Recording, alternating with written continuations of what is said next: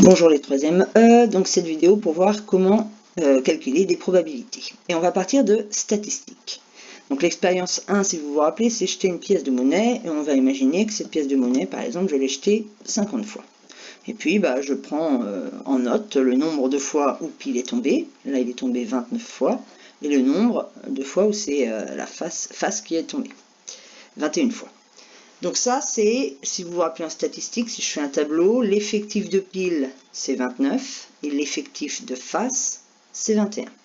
Et puis à partir de ces données-là, on peut aussi calculer la fréquence. La fréquence, c'est 29 sur 50 en tout, c'est-à-dire 58 sur 100, 0,58, ou 58%. Et puis la fréquence de face, 21 sur 50, c'est-à-dire 42 centièmes, 0,42 ou 42%. Donc on peut calculer les fréquences. Et qu'est-ce qu'on va remarquer? C'est que si par exemple on fait 10 000 essais, ou bien 20 000, ou bien 30 000, on obtient quasiment toujours la même répartition entre pile et face, d'environ 50% de chaque côté.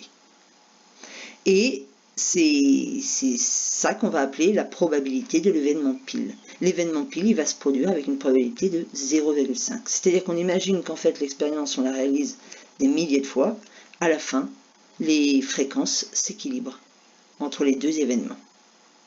Si on prend un deuxième exemple avec les jets de dés, donc si je fais, disons, 50 jets de dés, alors il peut y avoir des grosses différences dans les fréquences.